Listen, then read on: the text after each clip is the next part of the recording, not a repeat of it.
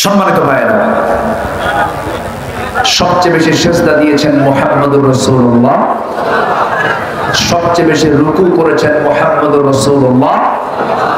তার কি নামাজ কখনো কাজা হয়েছে? আমরা তার উম্মাহ যদি হতে চাই, আমাদের নামাজ কি কাজা হওয়া যাবে? নামাজ হবে কয় ওয়াক্ত? একা না জামাতে? বুঝে না না বুঝে? জেনে না না জেনে? সময় না অসময়ে? তাড়াতাড়ি না আস্তে আস্তে? বুঝে নামাজ পড়তে হবে। এই জাতি যদি বুঝে নামাজ পড়তো, অন্তত মানুষের তৈরি করা দল কখনো করতো না। বোঝে না তো। এক হিন্দু লোকের বাড়ি হলো মসজিদের সাথে, প্রত্যেক দিন মসজিদের সামনে দিয়ে যায়। ইমাম সাহেব যখন রুকু থেকে ওঠে তখন শোনে, ওই হিন্দু তার কানে যায় আওয়াজটা, সামি আল্লাহু লিমান হামিদা। হিন্দু তো জানে না যে এটা কি, এটার অর্থ কি। হিন্দু মনে মনে চিন্তা করে, প্রত্যেক দিন ইমাম সাহেব শুধু হামিদার নামে দোয়া করে, সামি আল্লাহু লিমান হামিদা। হামিদা মেয়েটা কার মেয়ে? এটা হিন্দুর চিন্তা। কাকে প্রশ্ন করবে? তোর ঘরের সঙ্গে এক প্রতিবেশী আছে মুসলমান, তাকে ডাক দিয়ে বললো, ভাই তোমাদের ইমামের হলোটা কি? কেন, কি হয়েছে? প্রত্যেক দিন শুধু এক মহিলার নামে দোয়া করে, হামিদা হামিদা, রহিমা আছে না করিমা আছে না। তো এই হামিদা মেয়েটা কার মেয়ে? এখন এই প্রতিবেশী মুসলমান বলছে, ভাই দাদা বাবু, আমি 25 বছর যাবত আমি জামাতের সাথে নামাজ পড়ি, প্রথম কাতারে, আজ পর্যন্ত আমিও ঠিক মতো জানি না আসলে হামিদা মেয়েটা কার মেয়ে। কথা কি বুঝতেছেন আপনারা? এখন বলেন, ওই হিন্দুর চিন্তা আর এই মুসলমানের চিন্তার মধ্যে কোনো তফাৎ আছে? আমাদের নামাজের দশা হয়েছে, আমরা বুঝি না তো। বুঝে পড়লে তো আজকে অবস্থা হয় না। আমার বন্ধুগণ, দুইটা অপরাধের কারণে আল্লাহ রাব্বুল আলামিন বলেন, বান্দা আমি তোকে জাহান্নামের গর্তের মধ্যে ঢুকাবো, সেই গর্তের নাম হলো গাই। ফাসাউফা ইয়ালকাউনা গাইয়া। গাই নামক গর্তটা তো ভয়ঙ্কর, জাহান্নাম পর্যন্ত এই গর্তকে ভয় পায়। আমার বন্ধুগণ, জাহান্নামটা তো ভয়ঙ্কর হবে যে এই যে বিশাল বড় সূর্য আমরা দেখতে পাই, এই দুনিয়ার চাইতে 13 লক্ষ গুণ বড় এই সূর্য যদি জাহান্নামের মুখে যদি ছেড়ে দেওয়া হয়, জাহান্নামের মধ্যে সূর্য যখন ফেলে দেওয়া হবে, অবলীলায় সূর্যটা হেরে যাবে, খুঁজে পাওয়া যাবে না। এত ভয়ঙ্কর জাহান্নাম। সেই জাহান্নাম থেকে বাঁচার জন্য আল্লাহ রাব্বুল আলামিন বলছেন, বান্দারে নামাজটা ছেড়ে দিস না, নামাজ ছেড়ে দিলে কিন্তু তোকে আমি জাহান্নামের গর্তের মধ্যে ঢুকায় ফেলবো আমি। আমার বন্ধুগণ, ইমাম কুরতুবী তার তাফসীরে লিখেছেন, আরো 7 অপরাধ যারা করবে আল্লাহ রাব্বুল আলামিন তাদেরকে জাহান্নামের গর্তের মধ্যে তাদেরকেও ঢুকাবেন। আরো 7 অপরাধের সঙ্গে যারা জড়িত হবে আল্লাহ তাদেরকেও সেই গর্তের মধ্যে ঢুকাবেন। তার মধ্যে 1 নম্বর হলো যে জেনাকার, জেনা করতে করতে বুড়া হয়ে গেছে কিন্তু জেনা বাদ দেয় না, আছে না? আশ-শাইখুজ জানি, আশ-শাইখুজ জানি, যারা বুড়া জেনাকার। জেনার শাস্তি কিন্তু 2টা স্তরে আল্লাহ পাক রেখেছেন। বিয়ের আগে যদি কেউ জেনা করে তার শাস্তিটা লঘু, একটু কম। আর বিয়ের পরে, বউ থাকার পরেও যদি কেউ জেনা করে, তার শাস্তি পৃথিবীতে বেঁচে থাকা না মেরে ফেলা? বলেন, বেঁচে থাকা না মেরে ফেলা? মেরে ফেলার মতো অপরাধ আমার দেশের বহু লোকের আছে না নাই? আসতে বলবেন না, আছে না নাই? ধরা পড়লে কি হয় জানেন? জরিমানা হলো 100 টাকা। জরিমানা কত? 100 টাকা। আমার দেশের আইন অনুযায়ী যদি কেউ ধরা পড়ে, শাস্তি হলো 100 টাকা। তাহলে এই সমস্ত অপরাধগুলো আজকের সমাজে হচ্ছে, এই অপরাধগুলো বন্ধ করার জন্য ইমানদারের চেষ্টা করার দরকার আছে না নাই? আসতে বলবেন না, আছে না নাই? আজকে জেনা চলছে, মদের দোকান চলছে। মদ এমন একটা অপরাধের নাম, মদ পান করা মানে বড় অপরাধ হয়ে যাওয়া কেমন করে? আমার রাসূল বলেছেন যে মদ্যপান করে, আল খামরু উম্মুল খাবাইস, মদ হলো সমস্ত পাপের মা। মদ হলো সমস্ত পাপের মা। মদ্যপান যে ব্যক্তি করবে সমস্ত পাপকে সে টেনে আনবে। যেমন কোথাও যদি আপনি চুম্বক রেখে দেন, চুম্বকের আশেপাশে যদি লোহাগুলো থাকে, সেই লোহাগুলো কার সাথে লাগে? চুম্বকের সঙ্গে লেগে যায়। তেমনি মদ আছে যেখানে, জেনা আছে সেখানে, জেনা আছে যেখানে, খুন আছে সেখানে। মদের সঙ্গে সমস্ত পাপের সম্পর্ক। এই জন্য রাসূল বললেন সমস্ত পাপের মা হলো এই মদের কারবার। আমার বন্ধুগণ, মদ যে সমস্ত পাপের মা, একটা দৃষ্টান্ত দিলেই জিনিসটা স্পষ্ট হয়ে যাবে। কোন এক বুড়া আল্লাহওয়ালা, আল্লাহর ওলি এক নগরে বসবাস করেন। সেই নগরী একজন ওই পতিতা নারী মনে মনে চিন্তা করলো, জীবনে বহু পুরুষের জীবন নষ্ট করে ফেলেছি, আমি এই আল্লাহওয়ালাকে টার্গেট করে আমি এক নষ্ট করার চেষ্টা করব। ওই পতিতা নারী সেই বড় আল্লাহওয়ালাকে, বুজুর্গকে টার্গেট করে ফেললো। ফুসনা নিয়ে তাকে ঘরের মধ্যে তুললো। ঘরের মধ্যে তুলে নিয়ে এবারে বলতেছে, শোনো আল্লাহর ওলি, আমাকে মনে হয় তুমি চেনো নাই, আমি তোমাকে চিনতে পেরেছি। আমি হলাম এই নগরের একজন পতিতা নারী, অসংখ্য পুরুষের জীবন যৌবন নষ্ট করে দিয়েছি। আজকে আমি তোমাকে আমার ঘরের মধ্যে তুলে ফেলেছি। আমি তোমাকে একটা কথা বলবো, যদি আমি এখানে যদি একটা আওয়াজ দিই, চিৎকার মেরে উঠে যদি আমার চিল্লা শোনে, শহরের সমস্ত লোকজন যদি চলে আসে, তোমার মান সম্মান সব শেষ হয়ে যাবে, তোমার সম্মানগুলো ভুলণ্ঠিত হয়ে যাবে। অতএব এই বিপদ থেকে তুমি যদি বাঁচতে চাও, আমি তোমার জন্য 3টা অপশন রেখে দিলাম। নাম্বার 1, এই যে মদের বোতল, এই মদের বোতল থেকে তোমাকে মদ্যপান করতে হবে, ছেড়ে দেব আমি তোমাকে। এটা যদি রাজি না হও, 2 নাম্বার, আমার সঙ্গে তোমার জিনা করতে হবে। নাম্বার 3 হলো ওই যে সামনে একটা শিশু পড়ে আছে, বসে আছি, ওই শিশুকে তোমার হত্যা করতে হবে। তার জন্য 3টা পথ। নাম্বার 1 হলো মদের বোতল থেকে মদ্যপান করতে হবে। নাম্বার 2 জিনা করতে হবে। নাম্বার 3 হলো তাকে একটা শিশুকে হত্যা করতে হবে।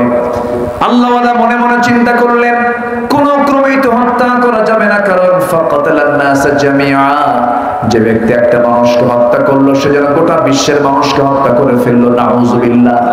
উনি চিন্তা করলেন, না, এটা তো করাই যাবে না, জিনা তো করাই যাবে না, জিনা করলে পরে ঈমান থাকে না। নাম্বার 3, মদের বোতলের দিকে তাকালেন, ভাবলেন মদের বোতল যদিও হারাম, কিন্তু আমাকে তো বাঁচতেই হবে এখান থেকে। উনি মনে করলেন হয়তো মদের বোতল থেকে কিছু মদ পান করলে বুঝি এই বিপদ থেকে আমি বেঁচে যাব। দুর্বল মনে করলেন, দুর্বল হারাম মনে করলেন। দুর্বল হারাম মনে করে জিনার দিকে না যেয়ে, খুনের দিকে না যেয়ে, দুর্বল এই হারাম মনে করে তিনি যখন মদের বোতল থেকে এক ঢোক মেরে দিয়েছেন, মদ্যপান করলে তাল না মাতাল, আস্তে করে তাল না মাতাল, এমন মাতাল হয়ে যায় কোনটা নিজের বউ কোনটা ভাইয়ের বউ টের পায় না। টের পায়? নিজের বউ মনে করে ভাইয়ের বউকে ধরে। যেরকম নাউযুবিল্লাহ, আছে না এরকম রেকর্ড? আছে না নাই? আছে না নাই? মাতাল এক মদারু মদ খাইয়া রাত 3টার দিকে আসছে বাড়িতে। তো বউ তো বোঝে যে আমার স্বামী কতটুকু ভালো কতটুকু মন্দ। রাত 3টার দিকে আসা মানে বউ টের পেয়ে গেছে যে আজকে মদ খাইয়া আসছে। রাত 3টার দিকে যখন দরজায় নক করছে, দরজার খোলে না, ভয়ে দরজা খুলতেছে না। দরজা খুলেই যদি আবার মায়ের শুরু হয়, ওর তো মাথা ঠিক নেই। বড় একটা ছেলে আছে, ছেলেকে ডাক দিয়ে বলে, বাজান এদিকে আসো, তোমার আব্বা আসছে মনে হয়, চলো একসঙ্গে গিয়ে দরজা খুলি। তো বড় ছেলেকে সাথে নিয়ে এসে দরজা খোলা মাত্রই স্বামীর দিকে চায়, দেখে এত বড় বড় চোখ, লাল টকটকা, মানে কি খাইছে? মদের চিহ্ন কোথায় ফুটে ওঠে? চোখে। বিড়ির চিহ্ন কোথায় ফুটে ওঠে? ঠোঁটে। তাহলে আকাম করলে সিহারায় তা ফুটায়া দেন কে? ফুটায়া দেন কে? আল্লাহ ফুটায়া দেন। তো লাল টকটকা চোখ নিয়ে দরজা খোলা মাত্রই বউয়ের দিকে তাকায়া, মদ তো খাইছে, বউয়ের দিকে তাকায়া বউকে লক্ষ্য করে বলতেছে, আম্মা আসসালামু আলাইকুম। নাউজুবিল্লাহ। বউ কয়, হায় রে আমার কপাল, তোমার কি একটু হুঁশ হলো না? একটা যুবক ছেলের সামনে দাঁড়ানো, ওর সামনে আমার মা বলে ডাকো। এখন ছেলের দিকে তাকায় বলে, দুলা ভাই আসসালামু আলাইকুম। বলবেই তো, কারণ হেড অফিস তো ঠিক নাই। মদের বোতল নিয়ে কোনো আলেম ওলামা বসে থাকে না, নাইট ক্লাবে কোনো আলেম ওলামা যায় না। নাইট ক্লাবের সামনে দাঁড়ায় থাকবেন ওই সমস্ত নাইট ক্লাবে মদ্যপান করার জন্য কারা কারা যায়, ওরাই হলো ইসলামের দুশমন, কোরআনের দুশমন, জাতির দুশমন। ঠিক কিনা? এই থামেন, আমি ওয়াজ করি, আপনি আবার ব্যাখ্যা করেন। কথা বলবো, কথা বলবো, কষ্ট পাচ্ছেন? আলোচনা চলুক, জোরে বলি ইনশাআল্লাহ। খুব সুন্দর মানুষ আপনারা, একটা লোকের কোনো নড়াচড়া নেই, বলি আলহামদুলিল্লাহ। আর কিছু সময় আমি চাবো, আমাকে সময় দেবেন তো নাকি? জোরে বলি ইনশাআল্লাহ।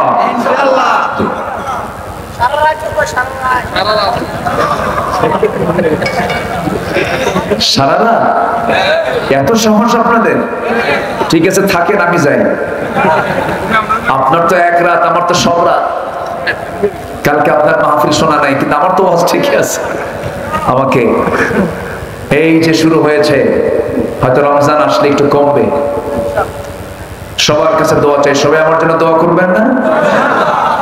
এই এলাকায় আমার শুরু হয়েছে, এই মাইক এরকম করে কেন? মাইক তো শেষে শেষে কেমন যেন হয়ে গেল। একটু আমার কানে একটু আওয়াজ দেন, সুন্দর করার চেষ্টা করেন। এলাকায় ফার্স্ট আমার মনে হয় মুসাফুরে আমি এসেছিলাম, ফার্স্ট সফর। আলহামদুলিল্লাহ, এখন সেখান থেকে অনেক বাগান সাজিয়েছে, বলি আলহামদুলিল্লাহ। অনেক মাহফিল হয়ে গেছে আশেপাশে, বড় বড় মাহফিল কমিটি সৃষ্টি হয়েছে এখন। আল্লাহ তুমি এলাকাকে কবুল করো, জোরে বলি আল্লাহুম্মা আমিন, আরো জোরে আল্লাহুম্মা আমিন। ইমাম কুরতুবী তাফসীরে কুরতুবীর মধ্যে এসেছে, আরো 7 শ্রেণীকে আল্লাহ তাআলা ওই জাহান্নামের গর্তের মধ্যে ঢুকাবেন। নাম্বার 1, যে জেনাকার জেনা করতে করতে পাকা হয়ে গেছে, বুড়া হয়েছে, তাও জেনা ছাড়ে না। আল্লাহ তাআলা বলবেন, তোর এই জাহান্নামে শুধু না, তোর গর্তের মধ্যে ঢুকাবো তোকে। নাম্বার 2, যে মদ্যপায়ী, মদ খেতে খেতে বুড়া হয়ে গেছে, তাও মদ খাওয়া ছাড়ে না। আছে না বুড়া মদখোর? আছে না নাই? শরীর চলে না, মদও ছাড়ে না, মাঝে মাঝে কয় মরি যখন যাব টানটা দিয়েই মরি, মানে ও ছাড়বে না। তাও আছেন এরকম পাবলিক, আছেন না? আল্লাহ তাআলা বললেন, এই সমস্ত বান্দাদেরকে আমি জাহান্নামের গর্তের মধ্যে ঢুকাবো। নাউজুবিল্লাহ। নাম্বার 3 হলো যে সুদখোর, সুদ খেতে খেতে সুদটাকে জায়েজ মনে করে, এটা যে গুনার কাজ গুনাহ মনে করে না। নাম্বার 4 হলো যে সন্তান পিতামাতার সঙ্গে খারাপ আচরণ করে, পিতামাতার সঙ্গে ভালো আচরণ করে না, এমন সন্তান তো কোম্পানিগঞ্জে খুঁজে পাওয়া যাবে না। আছে? আছে? গতকালকে আমার প্রোগ্রাম ছিল রাজশাহীতে, নাটোরের ওই গণভবন আছে না, গণভবন, হ্যাঁ, সেই তার পাশে আমার মাহফিল ছিল। তো আমার মঞ্চে একজন বৃদ্ধা মা একটা চিরকুট পাঠিয়েছেন, চিঠি দিয়েছেন আমাকে। শেষে লিখছেন, ইতি বৃদ্ধা মা। চিঠিখানা পড়লাম। উনি লিখেছেন আমাকে লক্ষ্য করে, বাবাজি, আমি 5 সন্তানের মা, আমার বয়স এখন 70 বছর। আমার ছেলেরা বড় বড়, অনেক বড় বড়, তারা কর্মকর্তা, অনেক বড় হয়ে গেছে তারা। কিন্তু বাবা, আমি 70 বছর এখনো নিজের হাতে রান্না করে খেতে বাধ্য হচ্ছি, আমাকে কেউ রান্না করে দেয় না। আমার কথা কি বোঝা যায়? বুঝতে পারছেন? তাহলে বলেন তো, ওই বৃদ্ধা মহিলার বৃদ্ধা মার বুকে আনন্দ না চাপা কষ্ট? উনি কিন্তু কাউকে বলতে পারেন না, হয়তো আমাকে বলেছেন আপনি দোয়া করবেন, বিচারও চাচ্ছেন না, আপনি দোয়া করবেন আল্লাহ যেন আমার সন্তানদের কলিজাটা যেন বড় করে দেয়। উনি শেষে লিখেছেন। এরকম অসংখ্য পরিবার আছে, অসংখ্য। কে বলেছে গুলশান, বাড়িধারা, ধানমন্ডি, এরপরে ডিওএইচএস, এই যে বড় বড় অভিজাত এলাকা, আমরা মনে করি মনে হয় সকল সুখ মনে সেখানে আছে। কে বলেছে সুখ নাই? সুখ পাখি চলে গেছে, ইসলাম থাকবে না, সুখ শান্তি হেরে যাবে, ঠিক কিনা? মনে আছে কিনা আপনাদের? বছর 2 আগের কথা, এদেশের একজন চিত্রনায়ক, তার শ্বশুর রাতের বেলা ফেসবুক লাইভে এসে নিজের লাইসেন্সওয়ালা পিস্তল মাথায় ঠেকিয়ে নিজের বাড়িতে বসে জাতির সামনে দাঁড়িয়ে বলতেছে, প্রিয় দেশবাসী, আমি আমার এই জীবন রাখবো না। আমার ছেলে আছে, আমার মেয়ে আছে, আমার জামাই আছে, আমার বউ আছে, আমার ভাই আছে, সব আছে, কিন্তু আমার শান্তি নাই। আমি সুইসাইড করলাম। সে সুইসাইড করে লাইভে এসে তার জীবনটা নিজের হাতে সে শেষ করে দিল। আচ্ছা বলেন তো, ধানমন্ডি কি কোনো ফকিররা থাকে? টাকার অভাব আছে? পরিবার আছে না নাই? ছেলে মেয়ে আছে না নাই? জীবনটা দিল কেন? জীবন দেওয়ার কারণ হলো একটাই, সেটা হলো ইসলাম নাই। আসতে বলবেন না কি নাই? আরো জোরে বলেন কি নাই? ইসলাম। ইসলাম না থাকার কারণে সুখ নাই, শান্তি নাই। মা 70 বছর বয়সে রান্না বান্না করে খায়। আচ্ছা একটা প্রশ্ন করি, মা বড় না বউ বড়? ভালো করে চিন্তা করে ভাববেন, আগে বউয়ের কথা আগে ভাববেন, এরপরে বলবেন মা বড় না বউ বড়। আওয়াজ কিন্তু কমছে একটু, বলেন মা বড় না বউ বড়? মাহফিলে মা বড়, বাড়িতে বউ বড়। দেখেন কয়েক ঠিক দেখছেন? ঠিক হয়েছে কিন্তু।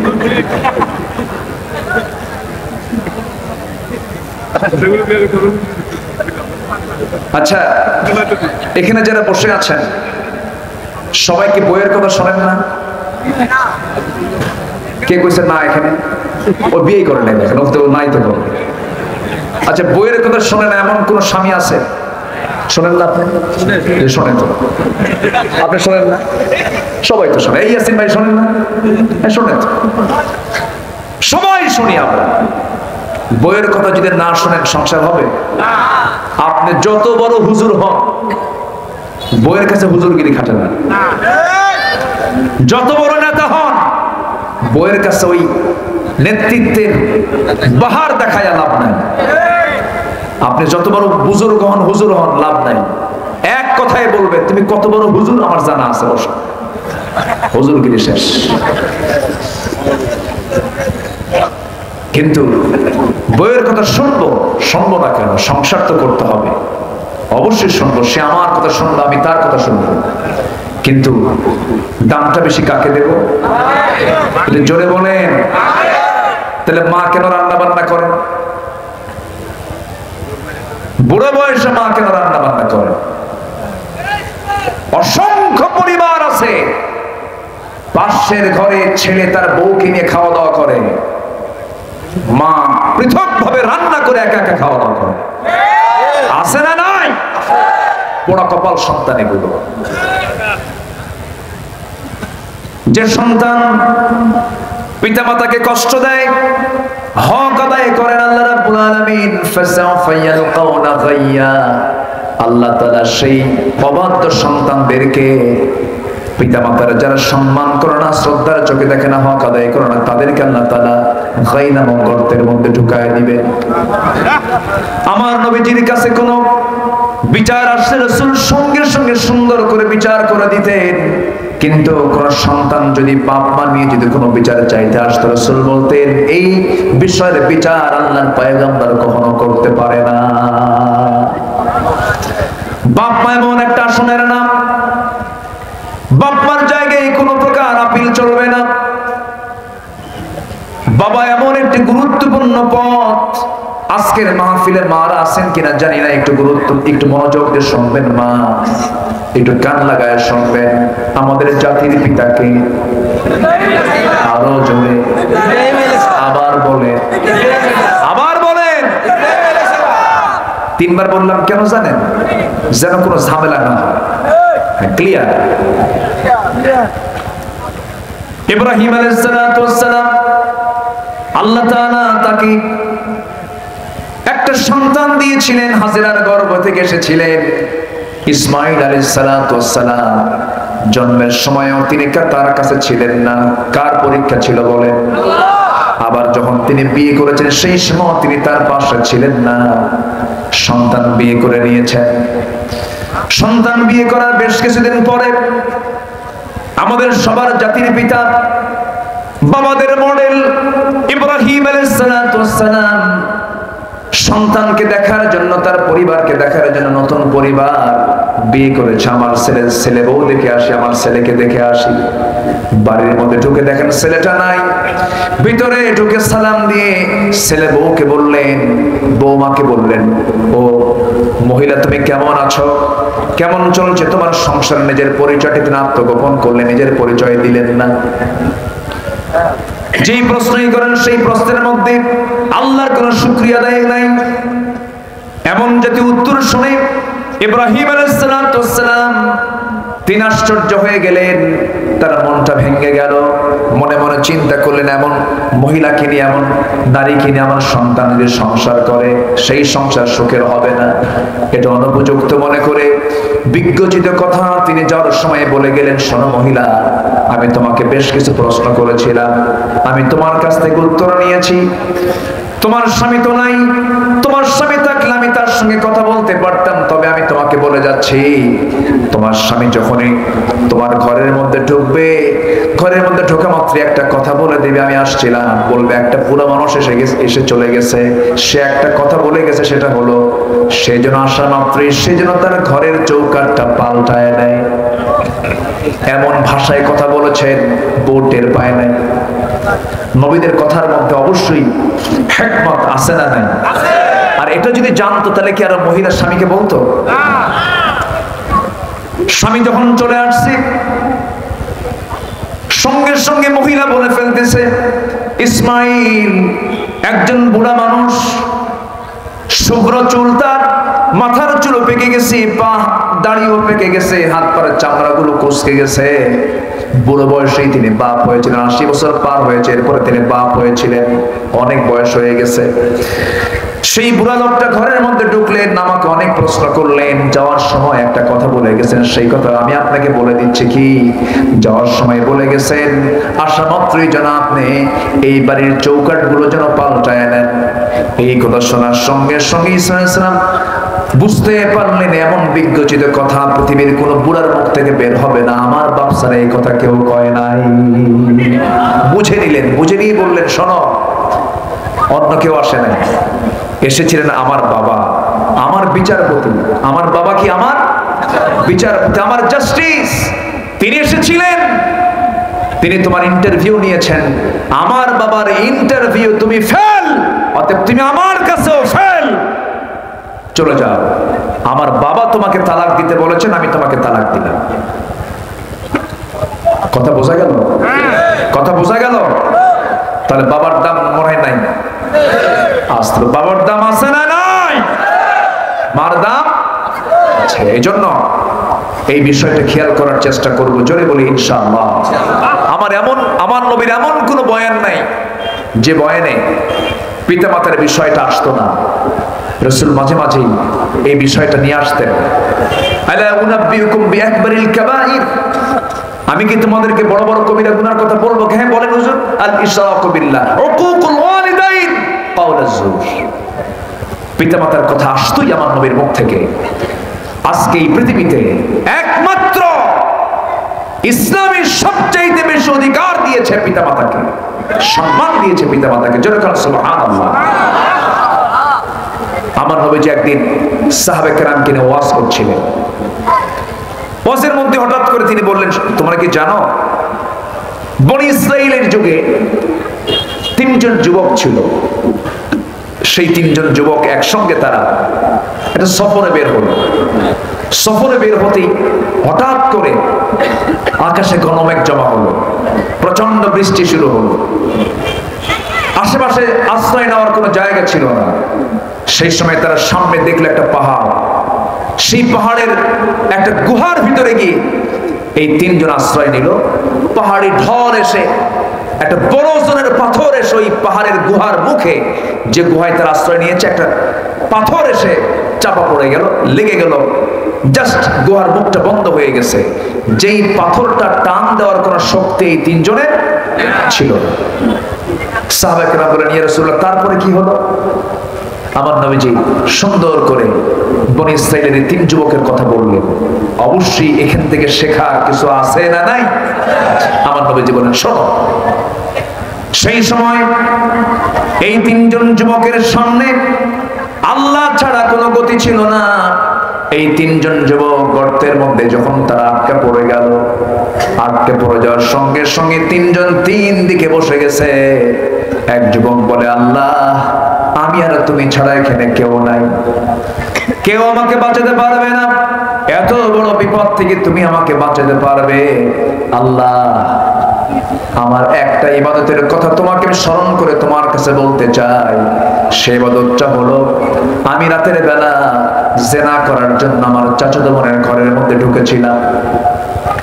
চাচাতো বোনের ঘরের মধ্যে ঢুকি, চাচাতো বোনের দেহের উপরে আমি বসেও পড়েছিলাম, 2 উরুর মাঝখানে আমি বসে পড়েছিলাম। সেই সময় আমার চাচাতো বোন আমার দিকে তাকায় বলল, ভাই রে শোনো, তুমি জিনা করতে আসছো, আমিও সম্মতি দিয়েছি, ভালো কথা, কিন্তু তুমি কি জানো এই 2 জনের অপকর্মের মূল বড় রাজসাক্ষী হচ্ছেন আমার আল্লাহ তাআলা। আল্লাহ কিন্তু দেখছেন। ও আল্লাহ, এই কথা আমার কানে আসার সঙ্গে সঙ্গে সেই জায়গা থেকে আমি উঠে দাঁড়িয়েছি। জিনার কাজে আমি অংশগ্রহণ করে নাই, তোমার ভয়ে জিনা করি নাই। আল্লাহ, তুমি আজকের এই বড় বিপদ থেকে তুমি আল্লাহ আমাকে বাঁচাও। এই দোয়া করার সঙ্গে সঙ্গে পাহাড়ের ওই গুহার মুখ থেকে একটু পাথর সরে গেছে। সুবহানাল্লাহ। আর একজন যুবক দোয়া করে, আল্লাহ, জীবনে তেমন কোন আমল করতে পারি নাই আল্লাহ, তবে একটা রাতে আমার মা বুড়া মানুষ, গভীর রাতে আমি বাড়িতে এসেছি, আমার বউ আমার জন্য ওযুর পানি দিয়েছে, আমি ওযু বানায় নিলাম, পরিচ্ছন্ন হলাম। আমার সামনে এক গ্লাস দুধ ভর্তি, আমার এক গ্লাস আমার সামনে যখন দেওয়া হলো, আমি গ্লাসটা নিলাম। সন্তানটা দুধ খেতে আমার কাছে বারবার পিড়াপিড়ি করছে, সন্তান কান্নাকাটি করলো, সন্তানকেও দিলাম না, আমি নিজেও দুধ পান করলাম না। মার কথা মনে হয়ে গেছে। পাশের ঘরে আমি মার দরজার ভিতরে দিয়ে ঘরের মধ্যে আমি যখন ঢুকলাম, দেখি মা আমার ঘুমের মধ্যে আছে। আমি ঘুম থেকে ডাক দিলাম না, আমিও নিজেও ঘুমাতে গেলাম না। আমি মার শিয়রে দাঁড়ায় দাঁড়ায় অপেক্ষা করলাম মা কখন ঘুম থেকে উঠবে, আমি তাকে এক গ্লাস দুধ আমি নিজের হাতে খাওয়ায় দেব। মা যখন ঘুম থেকে উঠলেন, মাকে আমি সুন্দর করে আদর করে মাকে পাশে বসায় আমি নিজ হাতে মাকে দুধ পান করিয়ে দিয়েছি। ও আল্লাহ, এতটুকু যদি খেদমত আমার মার করে থাকি, আল্লাহ এই বড় বিপদ থেকে তুমি আল্লাহ আমাকে বাঁচায় দাও। সঙ্গে সঙ্গে পাহাড়ের ওই গুহার মুখ থেকে একটু পাথর আর একটু পাথর সরে গেছে। জোরে কান সুবহানাল্লাহ। আমার নবীজি বলেন, সাহাবীরা শোনো, 3 নম্বর যুবক হলো ওই যুবকের কাছে একজন শ্রমিক কাজ করতেছিল। সকাল থেকে সন্ধ্যা পর্যন্ত কাজ করলো।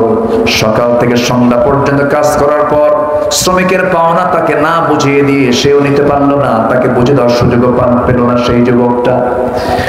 ওই যুবক ওই শ্রমিকের পাওনা না দিতে পেরে ওই যুবকটা করছে কি, ওই টাকা দিয়ে, ওই শ্রমিকের পাওনার টাকা দিয়া একটা ছাগল কিনেছে, সেই ছাগল থেকে আরো ছাগল হয়ে গেছে, ছাগলের পাল হয়ে গেছে। এই যুবকটা সেই সময় দোয়া করতেছে, ও আল্লাহ, জীবনে তেমন কোন আমল করতে পারি নাই, তবে একটা আমল করেছি, আমি আমানতের খেয়ানত করি নাই। ওই শ্রমিক যখন বেশ কয়েক বছর পর আমার কাছে আসলো, আমি তাকে শুধু শ্রমিকের পাওনাটাই দিলাম না, আমি সেই শ্রমিকের পাওনা টাকা দিয়ে যা কামাই হয়েছে সেই টোটাল ছাগল পালটা আমি তাকে আমানত স্বরূপ হস্তান্তর করে দিয়েছি। আল্লাহ, তুমি আমাকে এই বিপদ থেকে বাঁচায় দাও। সঙ্গে সঙ্গে দেখা গেল 3 যুবকের দোয়ায় তারা মৃত্যু থেকে বেঁচে গেছে, গুহার মুখ থেকে টোটাল পাথরটা সরে গেছে। আমার নবী এই হাদিসটা বর্ণনা করেছেন, সহিহ বর্ণনা। আমার নবী এই কথাগুলো কেন বলেছেন? এই বনি ইসরাইলের 3 যুবকের এই ঘটনার মধ্যে শিক্ষা কয়টা বলেন? 3টা শিক্ষা। নাম্বার 1 হলো ইমানদার কখনো আমানতের খেয়ানত করতে পারে না। নাম্বার 2 হলো ইমানদার কখনো জিনার কাজ করতে পারে না। নাম্বার 3 হলো একজন ইমানদার কখনো বাপ মার সঙ্গে কখনো নাফরমানি করতে পারে না, খারাপ আচরণ করতে পারে না, রূঢ় আচরণ করতে পারে না, সেবা করতে পারে। জোরে কান সুবহানাল্লাহ। আমার বন্ধুগণ, নাম্বার 5 হলো ওই গর্তের মধ্যে ফাসাউফা ইয়ালকাউনা গাইয়া, ওই গর্তের মধ্যে ওই সমস্ত বান্দাকে ঢোকানো হবে যে বান্দাগুলো দুনিয়াতে মিথ্যা সাক্ষী দিয়েছে। মিথ্যা সাক্ষী দেওয়ার মতো সাক্ষীটা আমার দেশের কোনো আদালতে নাই। সাক্ষী আছে? সাক্ষী বলতে সত্যবাদী সাক্ষী বুঝায় না, মিথ্যা সাক্ষী বুঝায়। বলেন বলেন বলেন, আজকে আপনি মিথ্যা সাক্ষী দিলেন ক্ষণিকের কিছু দাম নেবার জন্য, সমাজে কিছু প্রতিষ্ঠিত হবার জন্য। আপনি একজন নিরপরাধ, একজন আল্লাহওয়ালা মানুষের বিরুদ্ধে আপনি রায় দিলেন, আপনি বান্দার হক নষ্ট করলেন। কিয়ামতের দিন আল্লাহ তাআলা আপনাকে জাহান্নাম শুধু নয়, জাহান্নামের গর্তের মধ্যে ঢুকায় দিবেন। ঠিক কি না?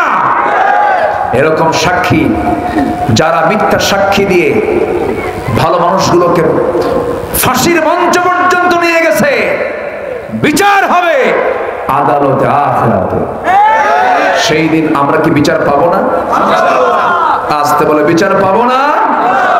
পাবো। জোরে বলি ইনশাআল্লাহ।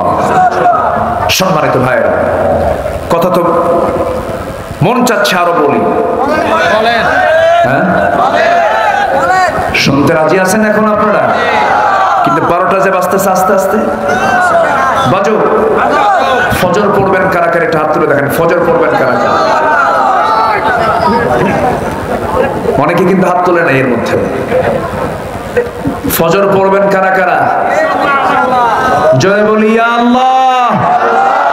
আমাদেরকে ফজর, যোহর, আসর, মাগরিব, ইশা 5 ওয়াক্ত সালাত আদায় করা তৌফিক তুমি আল্লাহ দিয়া দাও। জোরে বলি আমিন। আরো জোরে আমিন। আরো জোরে আমিন।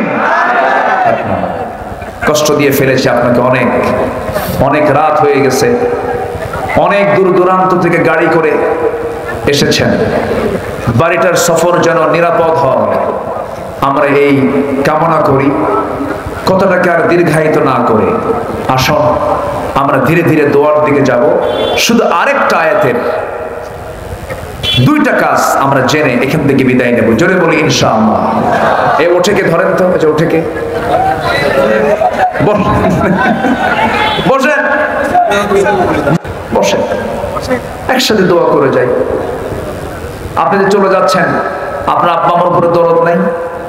আব্বা আম্মা আছে না নাই? তা আব্বা আম্মা মরে গেছে অথবা বেঁচে আছেন, দোয়া করলে খুশি হবেন না আব্বা আম্মা? রব্বিরহামহুমা কামা রাব্বায়ানি সাগীরা। একসঙ্গে আমরা দোয়া করব। এত লোক পাবেন কোথায়? বসেন। সরাসরি আল্লাহ তাআলা 2টো অপরাধের জন্য জাহান্নামের গর্তের মধ্যে ঢোকাবেন। আরেকটা হচ্ছে ওয়াত্তাবাউশ শাহাওয়াত, যারা প্রবৃত্তির দাসত্ব করেছে। আমরা কি প্রবৃত্তির দাসত্ব করব না আল্লাহর দাসত্ব করব? আল্লাহর দাসত্ব করব। ওয়াত্তাবাউশ শাহাওয়াত ফাসাউফা ইয়ালকাউনা গাইয়া, ইল্লা, তবে তারা ছাড়া, মান তাবা, যারা তওবা করেছে। যারা কি করেছে বলেন? তওবা কার কাছে? আস্তে কার কাছে? বোনের সম্পত্তি না বুঝে দিয়া, আস্তে কর, বোনের সম্পত্তি না বুঝে দিয়া, বান্দার হক নষ্ট কইরা, জনগণের সম্পদ শোষণ কইরা। তওবা কবুল হতে হলে কোন হক লঙ্ঘিত কোন গুনাহ থাকা যাবে না। সব হক লঙ্ঘিত গুনাহ থেকে নিজেকে মুক্ত রেখে তওবা করতে হবে। কার কাছে? সেই তওবা কবুল করবেন কে? ওয়া আমানা, যারা ঈমান আনবে, ওয়া আমিলা সালিহান, যারা ভালো কাজ করবে। কি কাজ করবে বলেন? ভালো কাজ। তাহলে তওবা, ঈমান, ভালো কাজ।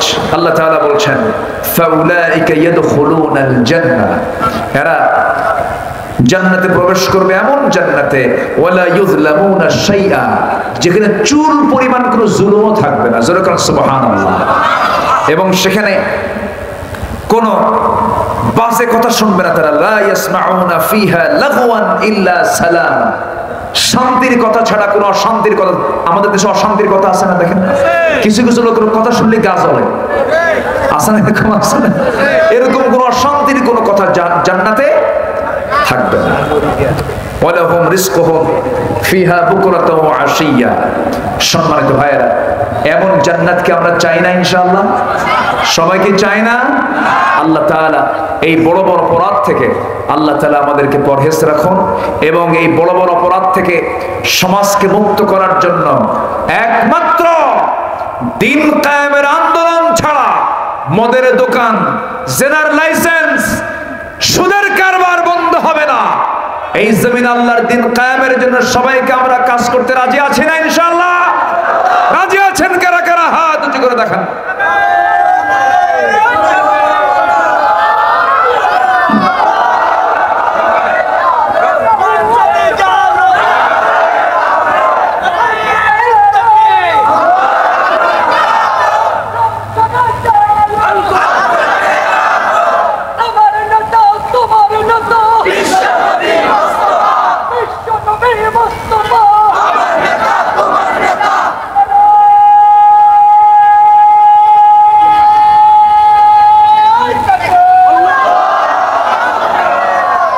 জিহাদ নামে আসুন, আমরা সময় ক্ষেপণ করব না, যা হয়েছে বলি আলহামদুলিল্লাহ। সবাই নামাজের মতো করে বসে, নামাজের মতো করে বসে।